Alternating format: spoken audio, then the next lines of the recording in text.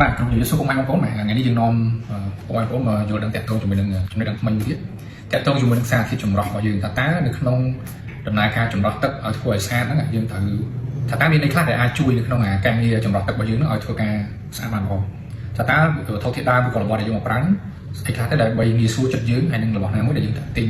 ឆ្លងកាត់ពីដំណើរការពីលោកចាស់ចំណាយបាទអញ្ចឹងទី1តាក់ទងជាមួយនឹងសារធាតុចម្រុះដែលយើងងាយរកទីបាទអញ្ចឹងឧទាហរណ៍ជាក់ស្ដែងទី1បាទដូចជាប្រភេទខ្សាច់មែនទែនទៅក៏វាដើរតួនាទីជាសារធាតុចម្រុះនៅក្នុងដំណើរការចម្រោះទឹករបស់យើងដែរដែលខ្សាច់នេះវាមានខ្សាច់មែនទែនទៅការប្រើប្រាស់វាមានច្រើនបែបបទវាមានប្រភេទក្របតូចក្របធំឬក៏ប្រភេទទូចមែនទែនតួនាទីរបស់វាធ្វើការដកនៅកកនៅក្នុងទឹករបស់យើងដើម្បីធ្វើឲ្យទឹករបស់យើងថ្លាកុំឲ្យវាមានកកនឹងឆ្លងកាត់នេះទៅ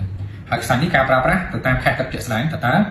ខ្សាច់ខ្លះយកប្រភេទខ្សាច់ម៉ត់ហើយកន្លែងខ្លះក៏ទឹកមួយចំនួនគេប្រើប្រភេទខ្សាច់កកបែបនេះហើយអាចមានប្រើប្រាស់តបដែលធំជាងទៀតទៅតាមទីតាំង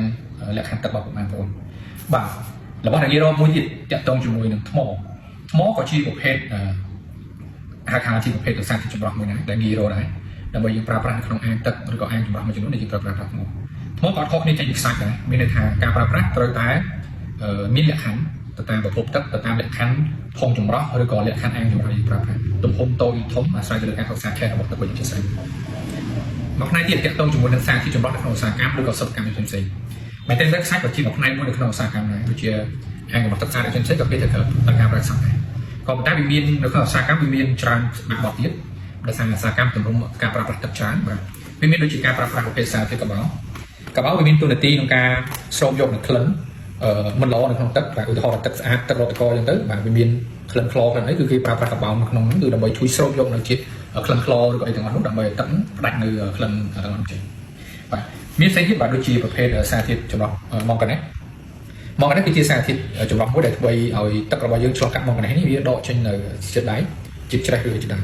ដើម្បីឲ្យពីច្រើននេះការប្រើប្រាស់ជាមួយនឹងប្រភពទឹកម្ដងដែលយើងយកទឹកម្ដងយកទៅប្រើប្រាស់ក្នុងឧស្សាហកម្មដូចជាសិប្បកម្មទឹកសុទ្ធឬក៏សិប្បកម្មផ្សេងៗដែលយើងយកប្រភពទឹកម្ដងមកប្រើប្រាស់បាទសារធាតុមួយទៀតបាទពណ៌លឿងនេះបាទគឺជាប្រភេទ resin អញ្ចឹងaromatic tank resin នេះមានតួនាទីក្នុងការដកនៅសារធាតុនៅក្នុងទឹកឬក៏សារធាតុកបោផ្សេងៗក៏ resin ធ្វើការដែរហើយ resin នេះមែនតើទៅក៏មានប្រភេទដែរហើយមុខងារសំខាន់របស់វាគឺដកសារធាតុនៅក្នុងទឹកចេញដើម្បីឲ្យទឹកចេញទៅវាមានហត្ថទៀតបាទចឹងធ្វើឲ្យទឹកហ្នឹងវាមានលក្ខណៈទន់ល្អនៅក្នុងកន្លែងទឹកស្អាតមួយចំនួននៅក្នុងអាងហែកទឹកអីមួយចំនួនក៏គេប្រើនេះជួយដែរដើម្បីឲ្យទឹកហ្នឹងទន់ល្អដើម្បីយើងប្រើប្រាស់នៅក្នុងអាងទឹកអ្នកប្រើប្រាស់ទៅគាត់ស្បែកគាត់អត់មានប្រតិកម្មបាទអញ្ចឹងនេះគឺជាសារធាតុទូដែលមានពីរប្រភេទគឺជាសារធាតុដែលយើងងាយរកបំផុតក្នុងការប្រើប្រាស់នៅក្នុងប្រព័ន្ធចម្រោះទឹកហើយនិងជាប្រភេទសារធាតុដែលមាននៅក្នុងប្រភេទឧស្សាហកម្មបាទអរគុណច្រើន